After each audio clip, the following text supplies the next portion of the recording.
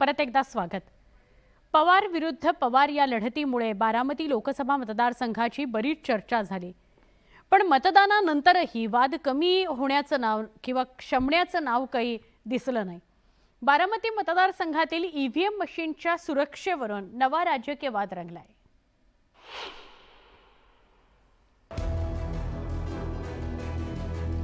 लोकसभा निवडणुकीच्या तिसऱ्या टप्प्यात बारामती मतदारसंघाचा समावेश होतो। 7 मे रोजी बारामती लोकसभा मतदारसंघात मतदान झालं। त्यानंतर सर्व ईव्हीएम मशीन स्ट्रॉंग रूम मध्ये सुरक्षित ठेवण्यात आली आहेत। पण आता स्ट्रॉंग रूम मधल्या सीसीटीव्ही कॅमेऱ्यावरून नव्या वादाला तोंड फुटलंय।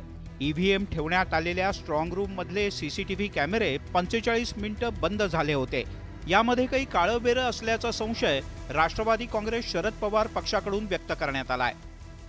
बारामती लोकसभा मतदारसंघाचे ईव्हीएम मशीन ज्या गोडाऊनमध्ये ठेवलेले आहेत त्या गोडाऊनचं सीसीटीव्ही फुटेज सकाळी 10:25 पासून बंद पडलेलं आहे। याच्या पाठीमागे काहीतरी काळबेरं तर नाही ना अशी शंका माझ्यासारख्या कार्यकर्त्याच्या मनात आल्याशिवाय राहत नाही।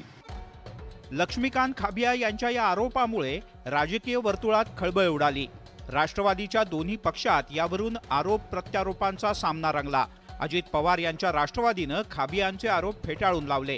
तसंच पराभवाच्या भीतीपोटी शरद पवार यांच्या पक्षाकडून असे आरोप केले जात असल्याचा पलटवार अजितदादांच्या राष्ट्रवादीकडून करण्यात आला। ज्या ठिकाणी ईव्हीएम मशीन आहे तिथलं सीसीटीव्हीच बंद असल्याचा एक व्हिडिओ तुतारी गटाकडून अपलोड केलाय। ही त्यांची शेवटची फळफळ आहे। त्यांना स्पष्ट पराभव दिसतोय। निंदा नालस्ती करून जमलं नाही आणि उद्या ज्यावेळेस राष्ट्रवादीचा उमेदवार त्या ठिकाणी विजयी झालेला असेल त्यावेळेस हा रोहित पवार नाचायला मोकळा असेल। आम्ही अगोदर सांगितलं होतं पैसे वाटले, बँका उघड्या होत्या, त्याच्यानंतर गुंडागर्दी केली आणि मग नंतर ईव्हीएम सेट केली। याला रडीचा डाव म्हणतात। स्ट्रॉंग रूम मधल्या सीसीटीव्ही वरून दोन्ही राष्ट्रवादीत राजकीय वाद पेटलेला असतानाच प्रशासनाकडून या प्रकरणी खुलासा करण्यात आलाय। स्ट्रॉंग रूम मधील सीसीटीव्ही बंद नसल्याचा दावा प्रशासनानं केलाय।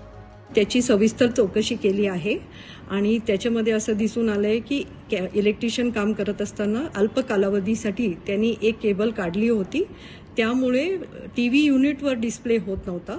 मात्र सर्व कॅमेरे फंक्शनल आहे।